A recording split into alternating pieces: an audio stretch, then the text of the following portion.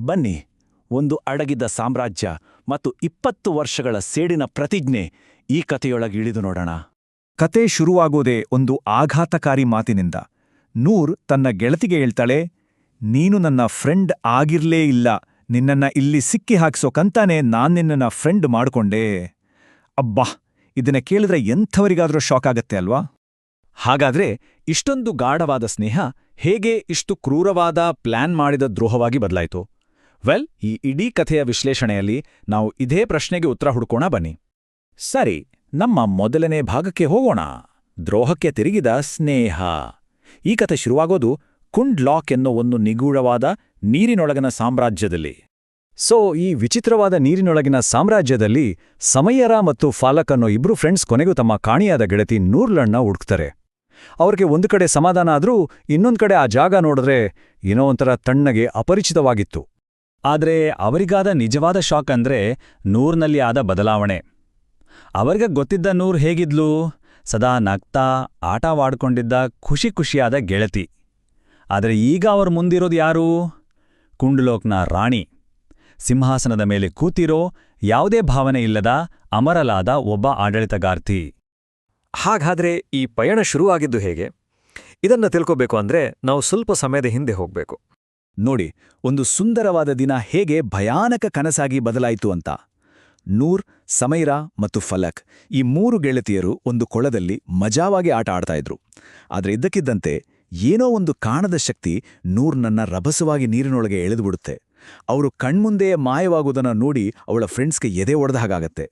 ಆದರೆ ಎಷ್ಟೇ ಅಪಾಯ ಇದ್ರೂ ಅವಳನ್ನ ಬಿಟ್ಟು ಅಲ್ಲಿಂದ ಹೋಗಲ್ಲ ಅಂತ ಅವರು ಅಲ್ಲೇ ನಿಲ್ತಾರೆ. ಅವರ ಧೈರ್ಯ ನೋಡಿ!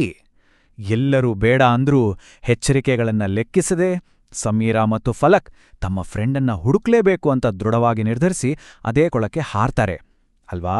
ಅವರ ಸ್ನೇಹ ಇಷ್ಟೊಂದು ಗಟ್ಟಿಯಾಗಿತ್ತು. ಅದಕ್ಕೆ ಕಥೆಯ ಶುರುವಿನಲ್ಲಿ ನಾವು ನೋಡಿದ ಅದ್ರೋಹ ಇದೆಯಲ್ಲ, ಅದು ಇನ್ನಷ್ಟು ನೋವು ಕೊಡುತ್ತೆ. ಸರಿ, ಈಗ ನಾವು 20 ವರ್ಷಗಳ ಹಿಂದಿನ ಕಥೆಗೆ ಹೋಗೋಣ. ಯಾಕಂದ್ರೆ ಅಲ್ಲೇ ಈ ಎಲ್ಲಾ ಪ್ರಶ್ನೆಗಳಿಗೂ ಉತ್ತರ ಸಿಗೋದು. ಈ ಟೈಮ್ಲೈನ್ ಇದೆಯಲ್ಲ, ಇದು ಇಡೀ ಕಥೆಯ ಅಡಿಪಾಯ. ನೋಡಿ, 20 ವರ್ಷಗಳ ಹಿಂದೆ ನೂರ್ ತನ್ನ ಗಂಡ ಶ್ಯಾಮ್ ಜೊತೆ ತುಂಬಾ ಸಂತೋಷವಾಗಿದ್ಲು.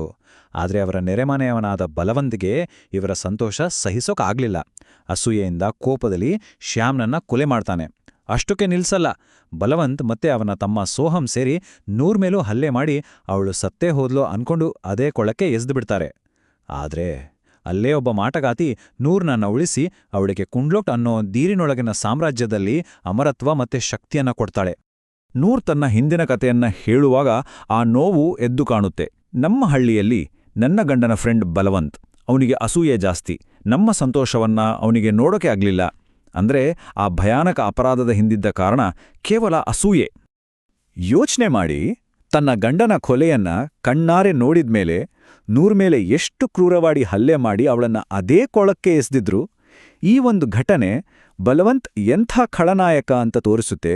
ಹಾಗೆ ನೂರ್ ಯಾಕೆ ಸೇಡು ತೀರಿಸ್ಕೋಬೇಕು ಅನ್ಕೊಂಡ್ಲು ಅನ್ನೋದಕ್ಕೆ ಒಂದು ಹೊಸ ಅರ್ಥ ಸಿಗುತ್ತೆ. ಹಾಗಾದ್ರೆ ಈ ಕುಂಡ್ಲೋಕ್ ಅಂದ್ರೆ ಏನು? ಅದು ಆ ಕೊಳದ ಕೆಳಗಿರೋ ಒಂದು ಮಾಂತ್ರಿಕ, ಕಾಲವನ್ನೇ ಮೀರಿದ ಸಾಮ್ರಾಜ್ಯ. ಆದ್ರೆ ನೂರ್ಗೆ ಅದು ಆಶ್ರಯನೂ ಹೌದು, ಸೆರೆಮನೆನೂ ಹೌದು. ಯಾಕಂದ್ರೆ ಅಲ್ಲಿ ಅವಳು ಬರೋಬ್ಬರಿ 20 ವರ್ಷಗಳ ಕಾಲ ತನ್ನ ಸೇಡಿನ ಕಿಚ್ಚನ್ನ ಹಾಗೆ ಜೀವಂತವಾಗಿಟ್ಕೊಂಡಿದ್ಲು. ಸರಿ, ಈಗ ಮತ್ತೆ ನಾವು ಪ್ರೆಸೆಂಟ್ಗೆ ಬರೋಣ. ಆ ಸಿಂಹಾಸನದ ಕೋಣೆಗೆ. ಈಗ ನಮಗೆ ಈ ಸಂಘರ್ಷದ ಪೂರ್ತಿ ಹಿನ್ನೆಲೆ ಗೊತ್ತಾಗಿದೆ.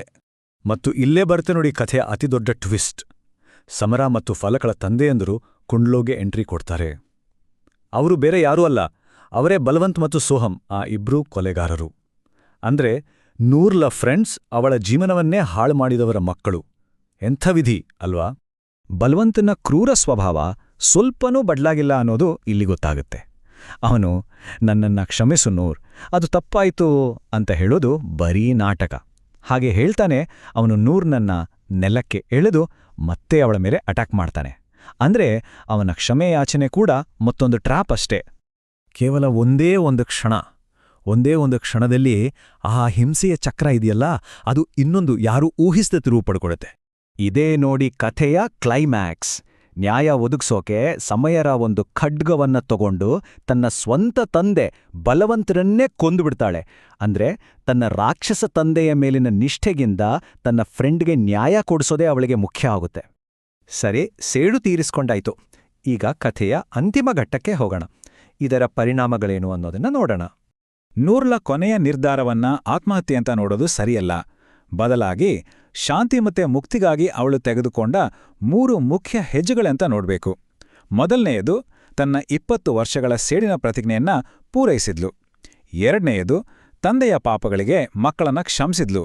ಮತ್ತು ಮೂರನೆಯದು, ಕೊನೆಗೂ ತನ್ನ ಪ್ರೀತಿಯನ್ನ ಮತ್ತೆ ಸೇರ್ಬೇಕು ಅಂತ ತನ್ನ ಅಮರತ್ವವನ್ನೇ ತ್ಯಜಿಸಿದ್ಲು. ಅವಳ ಕೊನೆಯ ಮಾತುಗಳು ನಿಜವಾಗ್ಲೂ ಮನಸ್ಸಿಗೆ ತಟ್ಟುತ್ತೆ. ಈ ಕೊನೆ ಕೆಲವು ದಿನಗಳಲ್ಲಿ ನೀವು ನನಗೆ ಸ್ನೇಹ ಅನ್ನೋ ಉಡುಗೊರೆ ಕೊಟ್ಟಿದ್ದೀರಾ. ನಾನು ಆ ಪ್ರೀತಿಯನ್ನ ನನ್ನ ಜೊತೆ ತಗೊಂಡು ಹೋಗ್ತೀನಿ. ನೋಡಿ, ಸೇಡಿನ ಹಾದಿಯಲ್ಲಿದ್ರೂ ಅವಳು ತನ್ನ ಗೆಳತಿಯರ ಜೊತೆ ಒಂದು ಕ್ಷಣದ ಶಾಂತಿಯನ್ನ ಕಂಡ್ಕೊಂಡಿದ್ಲು. ನೂರ್ ತನ್ನ ಶಕ್ತಿಯನ್ನ ಬಿಟ್ಕೊಟ್ಟ ತಕ್ಷಣ ಅವಳು ಸಾಯ್ತಾಳೆ ಮತ್ತು ಆ ಮಾಂತ್ರಿಕ ಕೊಂಡ್ಲೋಗ್ ಸಾಮ್ರಾಜ್ಯ ಅವರ ಸುತ್ತಲೂ ಕರಗಿ ಹೋಗುತ್ತೆ. ಕೊನೆಗೆ ಉಳಿಯೋದು ಭೂಮಿಯ ಮೇಲೆ ಒಂಟಿಯಾಗಿ ನಿಂತಿರುವ ಆ 2 ಸ್ನೇಹಿತಿಯರು ಮಾತ್ರ. ಹಾಗಾದರೆ ಈ ಕಥೆ ನಮ್ಮ ಮುಂದೆ ಒಂದು ದೊಡ್ಡ ಪ್ರಶ್ನೆಯನ್ನ ಇಟ್ಟೋಗುತ್ತೆ. ನ್ಯಾಯಕ್ಕಾಗಿ ನಾವು ಎಲ್ಲವನ್ನೂ ಬೆಲೆಯಾಗಿ ತೆರಬೇಕಾಗಿ ಬಂದ್ರೆ ಅದನ್ನ ನಿಜವಾಗಿಯೂ ನ್ಯಾಯ ಅಂತ ಕರೆಯೋಕ್ ಆಗುತ್ತಾ?